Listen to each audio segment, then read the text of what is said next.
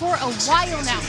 The Seahawks defense, they have been playing outstanding, allowing only 19 points per game with 32 sacks this season. But Leonard Williams says what they're seeing from Stafford is freakish. Williams saying they watch when he says throwing a no-look pass. He's throwing over the shoulder. He's got pressure coming in, and he is still completing that football. Williams says the key to facing this Rams today, take care of first and second down and make them go into third and long situations. And Greeny, back to the top where Puka Nacua says they're on an absolute heater. He says they have to keep their flow and their routine, and that begins with breakfast. Here's what Puka Nacua is eating today. It's a plain bagel with 2 over medium eggs, but you got to take the top of the bagel off. You keep that extra carbs for later. You eat the bagel. You have 2 extra over medium eggs on the side, just in case you're still hungry.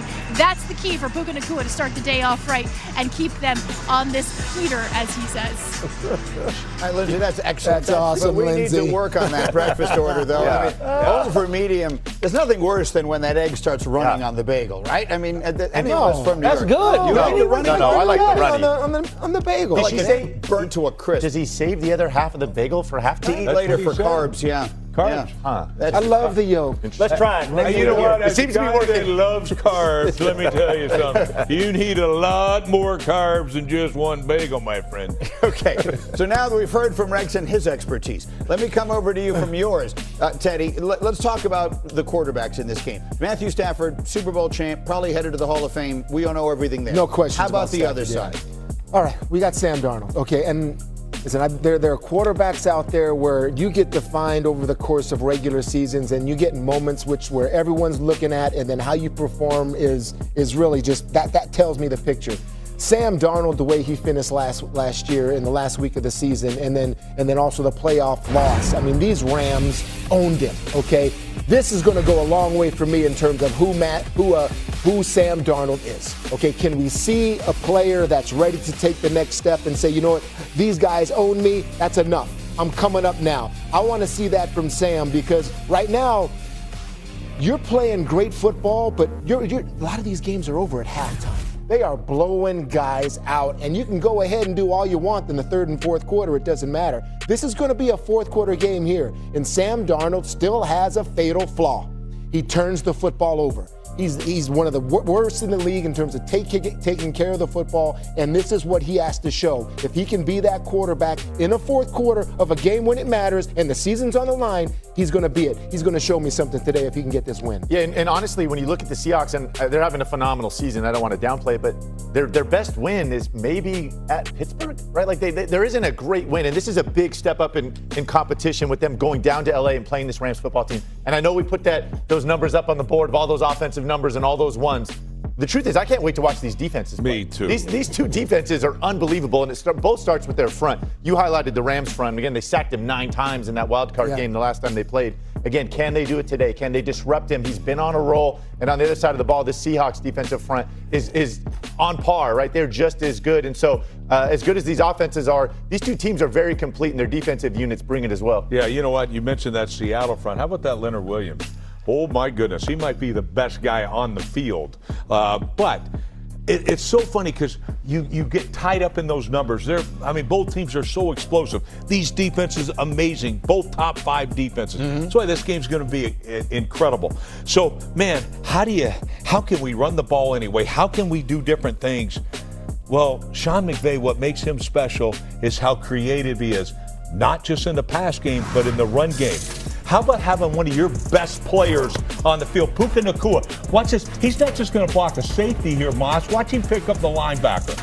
Boom. Okay. Sits back right in there. Puka. Nice thing. Closes his hip up the field. Look at this thing.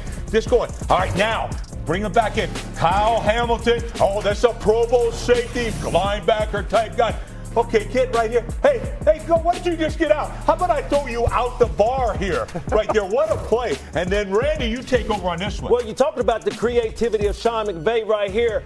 play fake, show the ball. Man, look at the safety. Look how the safety bites up, and that's not even his man. So you talking about the creativity by a guy like Sean McVay, man. He's making this offense, look easy to perform in. Now he look like a guy. I got to show it. Moss, check him out. Watch the fake here. Look at his elbows underneath. Right there, thumbs the up. run He's fit. got a block, right? That's the run wide fit. base. Now he gets out there, your man coverage. You got no chance. He's so creative. Everything ties together with Sean McVay. And that's what you notice. What separates him from almost everybody in the league outside of Dan Campbell was this right here, right? I mean, I'm just telling you, everything looks the same. And he's got a Pro Bowl receiver in there doing the dirty work. Moss.